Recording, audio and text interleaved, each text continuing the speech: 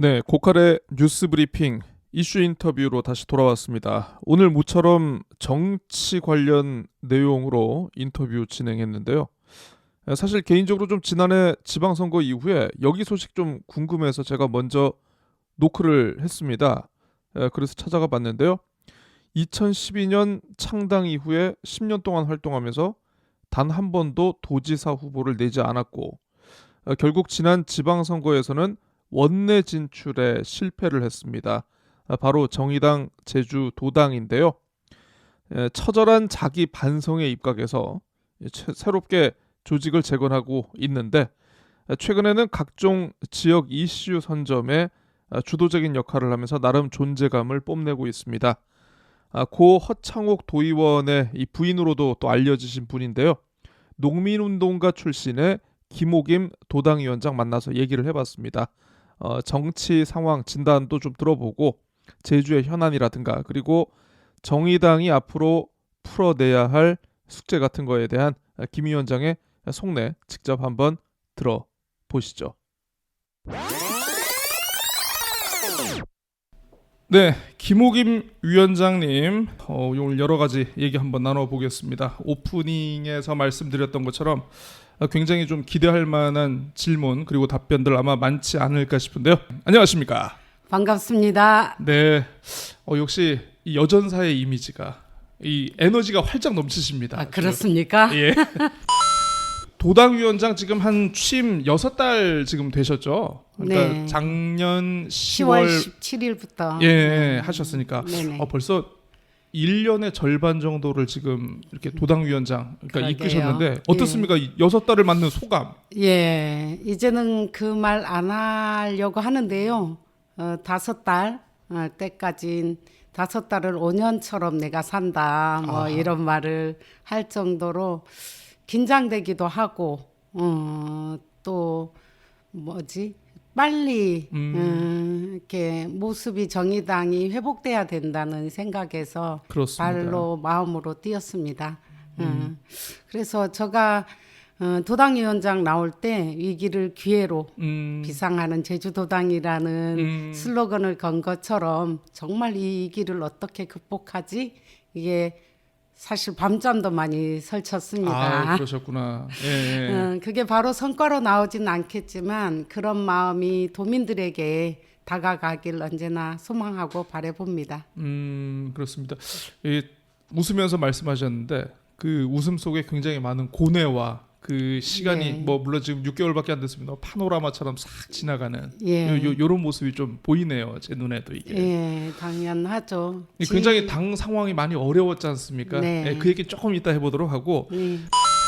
많이 어려운 것 중에 하나가 제가 보니까 정의당이 그래도 원내에 있을 때 하고 원외에 있을 때 하고 이 던지는 어떤 정치적인 이슈의 무게감이 조금 차이가 있지 않을까 싶은데 예. 그래도 그럼에도 불구하고 참 원외에 있으면서도 지금 굉장히 지역 현안에 활발히 목소리를 내고 있습니다. 원외다 보니까 좀 한계도 많을 것 같은데 좀 어떻습니까? 예. 어느 인터뷰에서 질문을 받았어요.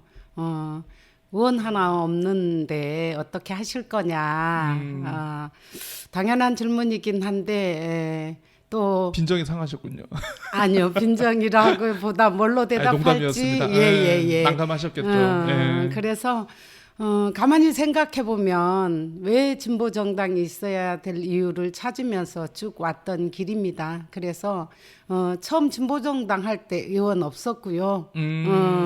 제 도민들과 같이 하면서 의원을 만들어 주셨는데 또 한번 이렇게 도민들이 더 열심히 하라고 채찍질하는 거라고 생각하면서 또 의원이 있으면 예. 어떤 우리가 내거는 정책 부분에 도의회에서 그렇죠. 도를 견제하면서 밖에서는 또 활동으로 같이 하면 시너지가 나긴 하는데 맞습니다. 그렇지 못하면 그 다음 어디에서 정답을 찾을까. 그런 민생 현안이나 이런 문제에 연대 중심에 서서 같이 하고 더 민심을 향해서 더 다가가는 방향으로 하다 보면 우리 정의당에 미뤄졌던 것처럼 다시 이제 마음을 얻지 않을까 이런 생각을 하고 있습니다. 예, 굉장히 좀 절박한 심정으로 당연하죠. 초심으로 돌아가셨다. 예, 반성 많이 하고 있습니다. 네, 그렇습니다. 정의당 제주도당이 던지고 있는 여러 가지 지역 현안과 이슈에 대해서 한번 좀 여쭤보겠습니다. 예, 이게 또 며칠 후면 이제 또 4.3 75주년 추념식 아니겠습니까? 네, 설마 했었던 일이 이게 참 이 기억의 한 구석을 또 자극하는 것처럼 또 반복되는 것 같은데 네. 그 얼마 전에 이제 국민의힘 최고위원으로 선출이 됐죠. 태영호 국회의원. 이 태영호 국회의원을 시작으로 뭐 최근에 뭐 현수막 논란까지 아무튼 4.3 흔들기가 지금 계속 네. 이어지고 있습니다. 예. 이거 혹시 윤석열 정부 출범하고 좀 뭔가 시기적으로나 좀 분위기상으로 좀 이게 다 있다고 보시는지 위원장님. 예. 분위기 정도가 아니고 아예 작정을 한 거지 않습니까? 제가 대정에 살고 있는데 네네. 그 현수막 보면서 왔습니다. 섬뜩하죠. 감히 이제 그 내용을 담지는 못하겠으나 이제 우리 정의당에서도 보도 자료를 냈습니다.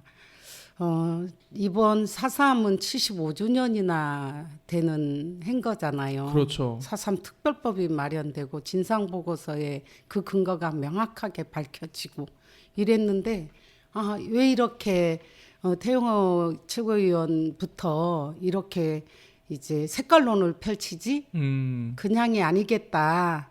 그렇게 보면 윤석열 정부 들어서서 맨 처음 한 게 공안 탄압이었습니다. 간첩단 조직해서 저도 농민 운동하면서 이렇게 그렇죠. 활동했었는데 그 농민 운동 시민사회 단체들을 다 색깔론 뒤집어 씌우고 국가보안법 이제 근거라고 하면서 이제 공안 탄압을 하는 것도 거에 무관하지 않고요.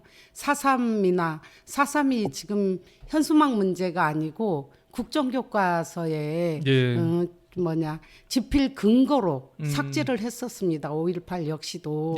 그러다가 여론들이 들끓어서 다시 집어넣긴 했지만 호시탐탐 정말 이제 그런 그 극우적인 입장에서 이런 민간인 희생 부분들을 색깔론으로만 하는 거에 어디까지 갈지 정말 경악을 금치 못하겠습니다.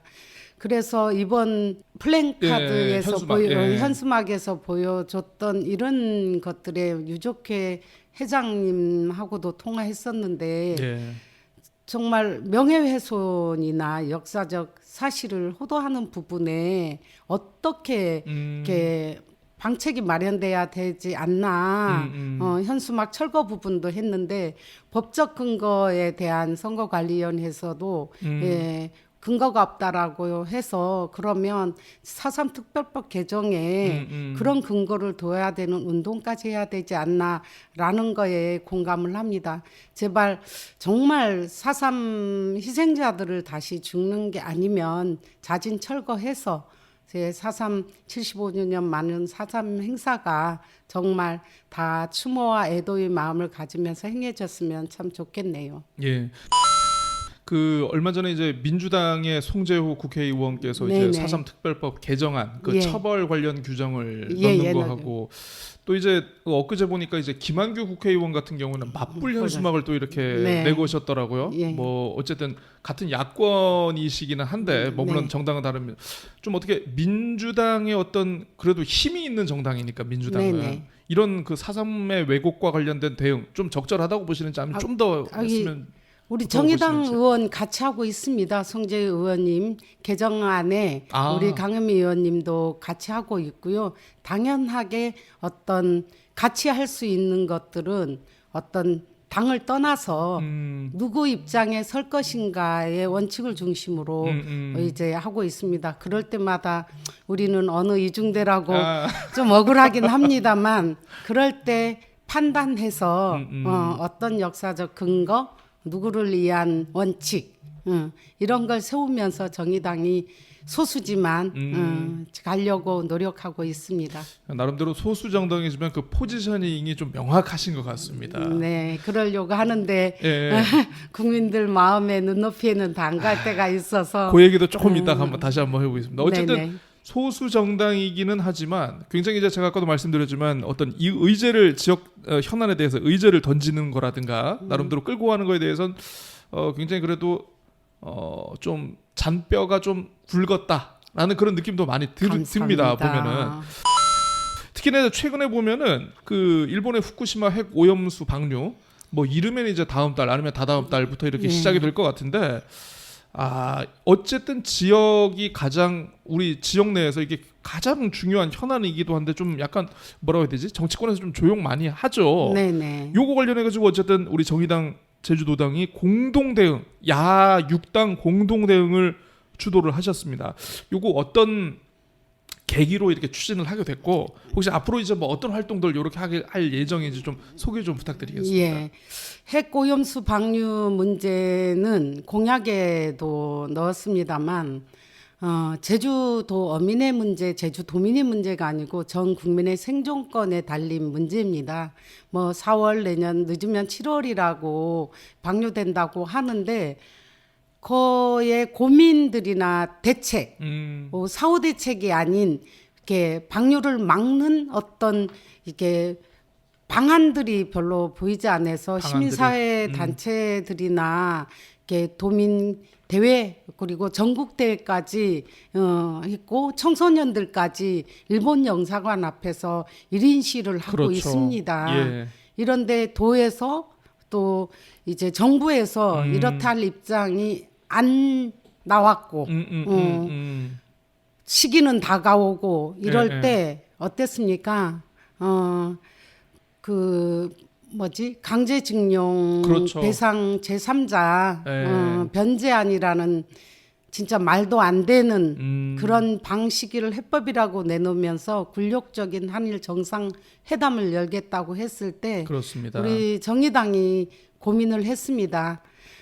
첫째 굴욕적인 한일 정상회담 반대한다 라고 하면서 길거리 농성과 정당 연설회를 했는데요. 정말 안 가지 않고 갈 거라면 좋다. 예, 후쿠시마 핵오염수 방류 문제를 의제화시켜서 정말 불가하다는 입장을 밝혀주고 돌아오시라. 그것만이라도. 네. 이정미 대표까지 오셔가지고 그 얘기를 하셨죠. 예. 그러면서 또 하나는 이렇게 야하 5당들이 공동의 대응을 해서 도민들의 문제를 해야지 당을 뛰어넘는 어떤 공동 대응이 필요하지 않나라고 제안을 했는데 다들 흔쾌히 받아주셨습니다. 그래서 이제 이달 내로 지금 일정이 조율되면 원포인트 간담회를 진행해서 단순히 제주도에서 어떤 해결 방안이 아니라 각 당에 중앙과 연결해서 정부에서 그리고 국회에서 이 문제가 정말 이제 대외적으로 막을 수 있도록 그런 노력을 하고자 합니다. 네, 정의당 제주도당이 주도하는 빅텐트. 네, 이거 참 오랜만인 것 같은데 이게 좀 그림이 또 어떻게 갈지 굉장히 좀 기대가 긴장도 됩니다. 그만큼 또 많은 고민과 준비를 또 하시리라 이렇게 기대해 보겠습니다. 예. 그 제2공항 얘기 한번 해보겠습니다. 예. 그 최근에 이제 환경부 조건부 동의 결정으로 지금 속도가 나고 있는데 환경부 이 조건부 동의 이후에 또 이 정의당 심상정 의원 그리고 이은주 의원을 중심으로 아니다 이건 조건부 동의 좀 뭔가 이 과정이 잘못됐다라면서 전문 평가기관의 그런 그 좀 부정적인 의견들 이렇게 공개하고 이게 또 지역 사회에서 좀 크게 이슈가 되지 않았습니까? 네네. 최근에 또 이제 관련해서 이제 주민투표도 요구를 하셨는데 일단 정의당의 이 제2공항에 대한 기본 입장은 어떻습니까? 제2공항에 대한 기본 입장은 반대입니다. 예, 뭐 심상정 의원이 국토교통부에 있어서 우리랑 소통하면서 지역 문제지만 이 문제를 이제 국회에서 끌고 가고 있는데요. 주민 수용성 문제에서부터 이렇게 제주도당은 지속 가능한 제주를 만드는 길이 뭔가를 늘 고민을 합니다. 그 속에서 이제 어떤 연구 결과들을 다 보잖아요. 근거에 맞게. 그러면 이제 제주도의 관광 수용력은 얼마나 되는지, 그리고 정말 공항이 그거에 지금 현재 공항이 그거를 수용하지 못할 건지 이런 근거들이 다 나왔음에도 불구하고 강행하려는 이제 의도가 무엇인지 전에부터도 제기했었고요. 그러면서 중간에 군사공항화하는 문제들이 국민의힘 특별위원회에서 제기되면서 한바탕 또 소용돌이가 있었잖아요. 그런 것들을 다 아니다라고 말한다고 정말 아닌 건가 이런 의문을 제기하면서 지금 1,500만 시대 관광객이 넘었는데 과연 제주도에서 지금도 도민들이 그 피로도나 내지는 수용 능력에 이제 우려를 표하고 있고 앞으로도 더 1,990만 명의 관광객을 유치하겠다고 2천만 명을 더 유지하겠다라고 하는데 그러면 그때 가서는 이제 관광 수용력이 과연 이제 문제가 되지 않는가? 그렇게 기대만 하고 효과 측면에서 어떤 근거로 해서 볼 것인가에 대한 고민을 많이 하면서 도민 자기 결정권으로서 이걸 결정하자고 했는데 도와 도의에서 여론조사 했지 않습니까? 그 근거에서 정말 폐기됐어야 맞는 겁니다. 폐기됐어야 맞다. 애당초에. 그거는 약속인 거잖아요. 도민들이 한 약속. 그래서 그 다음부터 진행되는 부분에 정의당이 심상정 의원 중심으로 해서 비상도민회의와 연결하면서 환경부의 조건부 동의 전까지 전략 환경영합과 보안 그 부분을 계속 공개하라고 요구를 했었는데 안 했지 않습니까? 이건 도민을 무시하는 거고 도민의 자기 결정권을 무시하는 거여서 이제 도민회의에서 우리도 이렇게 대책에 참가하고 있습니다만은 거기에서 진짜 주민투표로 도민의 자기 결정권을 행사하겠다라는 선포를 했는데도 환경부랑 조건부 동의라니요. 조건부라는 게 어디 있습니까? 그렇죠. 주민투표를 국토부 장관이 요구를 해야 이게 가능하다라고 하더라고요. 네네. 이게 사실상 지금도 원희룡 장관이 전에 제주지사 할 때부터 워낙 또 드라이브를 걸었던 사업이다 보니까 이게 실현 가능성이 없다 이런 얘기를 많이 하시는데 어떻습니까? 이게 받아들여지지 않을 경우에는 혹시 플랜 B 다른 뭐 이런 게 좀 있으신지? 받아들여지지 않을 때를 생각하지 않고요. 받아들여지게 만드는 배수의 진을 치고 있습니다. 도민회의에서 그래서 바로 서명 주민투표 실시하는 서명에 바로 돌입했고요. 지금 진행 중이군요. 도민 걸기 대회도 도민 대회도 준비 중에 있고 이렇습니다. 그리고 경청회나 도민 의견 수렴 이런 부분에 다 적극적으로 참여하고 정말 도민들이 이런 게 이제 국토부에서 발표했다고 끝난 게 아니다라는 이런 여론들을 형성해 가고요. 안 됐을 때 생각 안 했습니다. 주민투표 실시하게 해야죠. 안 됐을 때를 생각해 본 적이 없다. 결기가 넘치십니다. 근데 또 궁금한 게 정의당의 시각이 뭔지 좀 궁금한 게 뭐냐면요. 이 민주당이 지금 180석을 가지고 있는 거대 정당 아니겠습니까? 특히 이제 제주도 같은 경우에는 도지사도 민주당, 3명이 국회의원도 다 민주당인데 민주당이 정말 진짜 작정하고 좀 뭐 이런 것도 공개해라. 이런 절차를 이렇게 해라. 좀 푸시를 하면은 사실 정부도 이걸 듣지 않을 수가 없겠다라는 그런 생각을 좀 해봤는데 정의당 도당위원장으로 보셨을 때 지금 민주당은 어떤 입장이고 어떤 생각인 것 같습니까 지금? 저도 잘 모르겠습니다. 잘 모르겠습니다. 제가 한번 토론에 나간 적이 있었는데요. 민주당에 빨리 당론으로 어떤 입장이든 당론으로 정해져야 그에 맞게 공동 대응을 할지 진짜 아니라고 말할 건데 어떤 입장이 없어요. 추상적인 이런 거여서 뭘 하자고 하는지를 모르겠는 건데 그게 속상합니다. 아유. 그래서 이제 시민사회 단체들이 모이고 진보정당들이 모여서 이런 문제를 제기하는데 얼마나 이렇게 힘있게 될지 그래서 지금이라도 민주당이 당론으로 제2공항 문제를 입장을 밝혀주시면 참 좋겠고 정말 지속가능한 제주 만드는데 민주당이 큰 역할을 기대해 보기도 합니다. 그러니까 이게 참 민주당이 어떻게 좀 뭔가 명확한 스탠스가 있어야 이게 흔히 얘기하는 우리가 신문에서 정치면으로 다뤄가지고 이걸 할 건데 그렇지 않다 보니까 자꾸 이게 사회면으로 가게 되는 거죠. 이게 막 네. 골기 대회를 하고 뭘 하고. 그러게요. 아유 참 그렇습니다. 어쨌든 뭐 그러면 저 민주당 얘기 나온 김에 요것도 좀 한번 좀 여쭤보죠. 그 지금 지역 현안 가운데 하나가 아직 이게 좀 수면 위로 떠오르진 않았습니다만은 제주형 행정체제 개편 이게 어떻게 보면 지역의 권력 구조와도 이게 또 관련된 문제다 보니까 조금 지역 시사나 현안에 좀 관심이 많으신 분들은 이거 좀 지켜보고 있는데 정의당 도당의 지금 어떤 요 입장 어떤지 좀 궁금합니다. 예.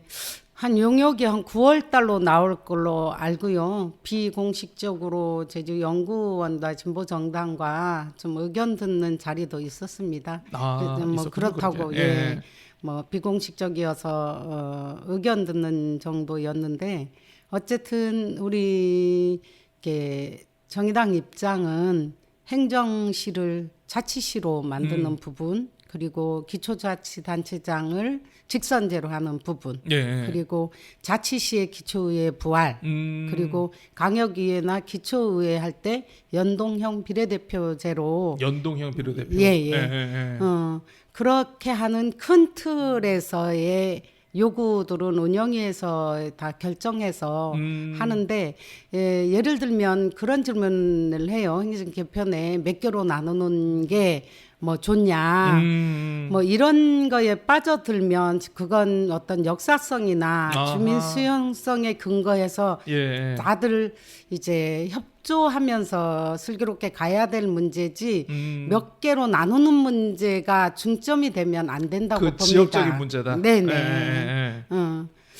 그래서 앞으로 이제 정치 개혁이 이제 국회에서도 발표되는데 그랑 무관하지 않아서 어제 발표된 거 보면 많이 속상했습니다만 앞으로 지역은 이럴 때 제주 특별자치도 아닙니까? 그렇습니다. 그래서 그런 거와 흐름은 타겠지만 그래도 모범을 제주 특별자치도에서부터 논의하면서 잘 행정체제 개편이 정말 제주도민들 삶을 낫게 하는 방안으로 됐으면 좋겠습니다. 제가 이제 개인적으로 봤을 때 도당 위원장님께서의 이제 내심 바람은 이 연동형 비례대표제 여기에 있다.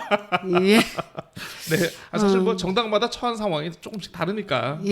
그래서 뭐 그 비례대표제 의원 한 명 내는 이런 문제가 아니고 정말 처음에 진보정당들이 연동형 비례대표제 할 때 뭐 왜곡되고 끝내는 그거 아니냐라고 말도 듣긴 합니다만 다양한 국민들의 다양성을 인정하고 다양한 의견들이 제대로 반영되는 취지의 비례대표제 방식이었던 건데 그게 어쨌든 진보정당 소수정당 입장에서는 또 의석에 무관하지 않아서 그런 오해를 받습니다만 그럼에도 불구하고 오해라뇨. 뭐 정당마다 처한 입장이 다르다 보니까 뭐 주장을 할 수 있는 거죠. 이게 또 자연스럽게 이제 또 우리 정의당 특히 이제 제주도당에 다시 이제 뭐 또 돌아오게 됐는데 질문이 사실 지난 지방선거 이후에 참 당이 많이 더 어려워졌습니다. 뭐 아까 초반에도 말씀을 하셨습니다만은 참 지금의 상황에 대한 어떤 내외부 평가가 사실 그렇게 참 좋지만은 않은데 어쨌든 이 막중한 시기에 독이 든 성배를 이렇게 딱 들고 이제 지난해 10월 취임을 하셨어요. 나름대로 이제 도당 재건이라고 표현하면 좀 어떨지 모르겠습니다만 지금 어떻게 진행하고 계십니까? 독이 든 성배입니까? 그거는 아직 모르는 거죠. 이제 결론은 봐야죠 또. 그냥 마시겠습니다. 예. 많이 그 취임사에도 얘기를 했지만 도민들이 이렇게 판단을 겸허히 받아들이겠습니다. 그래서 이제 맨 먼저 이렇게 마음을 먹은 건 사실 우리 당을 지키고 있는 당원들의 상실감을 빨리 풀어내는 거라고 생각해서 당원들과의 소통 창구를 활발하게 마련하고 있습니다. 정기적인 당원 간담회나 또 지역으로 찾아가는 마침 오늘도 서귀포시 당원 모임이 이제 7시 반에 또 안덕 쪽에서 있습니다. 이런 것처럼 예. 찾아가는 당원 모임 또 도당 주최하는 당원 모임 요렇게 이제 당 내에 당원들 마음을 추스리고 함께 하고자 하는 다시 해야 되는 마음을 일으키는 방향으로 하나 추진하고 있고요. 또 하나 제기되는 문제가 정의당이 전에 같지 않다, 정체성이 뭐하다, 뭐 이런 그렇죠. 제기들을 예. 받고 당연하게 받아야 마땅하다고 생각하면서 바로 민생 현안 특별위원회를 가동을 했습니다. 그래서 거기에 현안 문제가 지금처럼 불거질 때 정말 연대의 중심에 서서 정의당의 정체성을 살리는 모습으로 해 나가면서 도민들과 함께 이런 문제들을 푸는 이런 해답으로 찾고 있는데 정말 그렇게 보니까 너무너무 해야 될 일이 많고 보였습니까? 그게 네네. 근데 작은 정당 소수 정당이어서 아까처럼 의원 하나 없는데 의회에서 도견제 역할들이나 이런 것들을 못하는 아쉬움이 정말 큽니다만 그럼에도 불구하고 또 힘내야 될 이유를 진보 정당이 있어야 되는 이유로서 찾습니다. 그렇습니다. 이게 참 어려운 말씀을 지금 굉장히 그 감정을 꾹꾹 눌러가면서 이렇게 힘들게 얘기를 해주시는 모습, 참 너무 좀 죄송하기도 하고, 참 에이 나쁜 놈, 나는 왜 이런 걸 물어볼까 좀 그런 생각도 드는데. 그래서 이런 자리가 예, 정말 그렇죠. 많이 부담스럽습니다. 예, 근데 상처는 원래 이 고름이 있으면 터트리고, 네. 오히려 더 오픈을 하는 게 저는 뭐 낫지 않을까 싶기는 한데요. 지난달이었죠. 그 위원장님께서 이제 사실 일찌감치 정의당 제주도당의 총선 그리고 지선 체제, 차기 선거 체제 전환을 선포를 하셨습니다. 사실 정당에게 있어가지고 참 어떻게 보면 선거라는 게 가장 중요한 활동이 아닐까 싶은데요. 네네. 뭐 정의당의 어떤 그 이데올로기라든가 어떤 지향성에 대해서 공감하는 도민분들이 많으십니다만은 선수가 없다. 네. 그러니까 왜냐하면 우리 그 정의당 중앙당만 봐도, 그러니까 예전에 이제 돌아가신 노회찬 네. 의원님, 뭐 그리고 이제 그 지금 심상정 의원님, 그러니까 한두 사람의 인물에 기대 가지고 좀 정당이 좀 이때까지 좀 정치 활동이 진행되어 왔다라는 그런 비판이 있는데, 이게 도당도 좀 약간 크게 다르지가 않습니다. 네. 이거 인물난 어떻게 대비하고 계십니까? 인물난이라고 표현하지 않겠습니다. 그 어떤 나름대로 인재 영입과 그 어떤 인물 육성이라고 하겠습니다. 네. 뭐 노회찬 의원님, 심상정 의원님 처음부터 인물 아니었죠. 이렇게 인물이 아니다라는 말은 어떤 평가 기준에서 인물이냐의 문제인 거고요. 노회찬 의원님도 심상정 의원님도 이렇게 어떻게 자기가 이제 살아왔던 게 진보 정당으로 표출되면서 아하. 정말 꿋꿋하게 인물이 되신 분이죠. 지금도 이런 총선 때나 이렇게 생각하면 노회찬 의원님 안타깝고 그렇긴 한데 인물을 영입해서 과연 진보 정당이 정의당이 가고자 하는 이제 길에 이게 다 마음으로 다 그 몸으로 다 올 수 있을까라는 이런 생각도 합니다.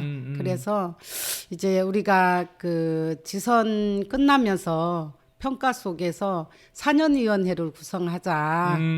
그 말은 지방선거에 준비 없이 와서 이제 많이 힘들어지고 이러는데 지금부터 총선과 함께 이제 4년 후를 대비하는 4년위원회를 구성하자고 해서 4년위원회 지금 구성되고 다음 운영위 때 이렇게 결정이 이렇게 위원들도 결정이 되고 이럴 건데 이러면 사실 그 안에서 후보 발굴하고 어떻게 이제 도민들 지역민들에게 다가갈 어떤 공약이나 사업들이나 더 구체적으로 발굴할 계획을 짜고 있습니다. 그리고 어쨌든 아까 인물이라는 표현 했는데 후보 있습니다, 우리. 아, 그렇죠. 예, 네, 뭐 지금 많이 있으시죠. 을 지역위원 많지는 않습니다만 을 지역위원회 강순아 지역위원장님이 지금 그 뭐 조천분해, 뭐 구자분해 분해들 세우면서 지역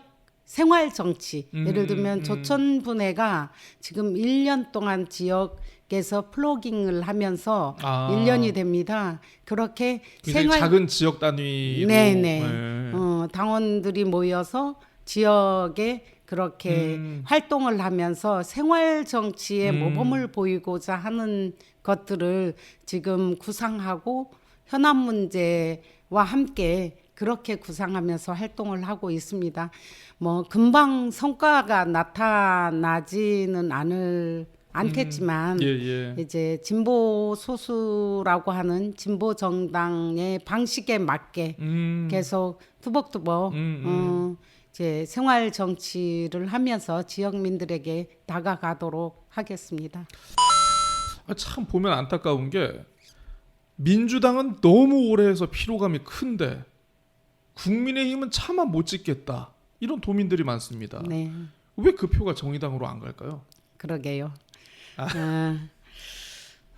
정의당이 중앙당에서부터 작년 대선 지선 끝난 다음에 비상 대책 체제로 가면서 정말 10년의 반성을 통해서 이제 특별 결의안을 발표를 했습니다.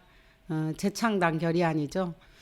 그건 방향에서 한 8가지로 했을 때 과연 우리가 대한정당이 됐나 그리고 정체성이 모호한 부분 그리고 아까 말한 이제 연합 정치 이 방식으로는 안 된다 그런 걸 양해야 된다는 것들이랑 노동 기반 중심성 뭐 이렇게 8가지로 재창당 수준의 혁신을 해야 된다는 혁신. 거를 결의를 했습니다. 그래서 지금 이정미 체제 들어오면서 요번에도 그러면서 왔다 갔는데 대장정에 재창당 대장정에 전국을 지금 돌아다니고 있습니다. 당원들의 이렇게 제기 그리고 일반 도민이나 국민들의 목소리를 더 경청을 해서 어떤 수준의 재창당이 가능할지를 모색하고 있는 중입니다. 이렇게 반성하고 있고요. 그럼에도 불구하고 또 채찍질은 같이 힘을 보태주면서 해주셨으면 하는 바람은 또 한편으로 가져봅니다.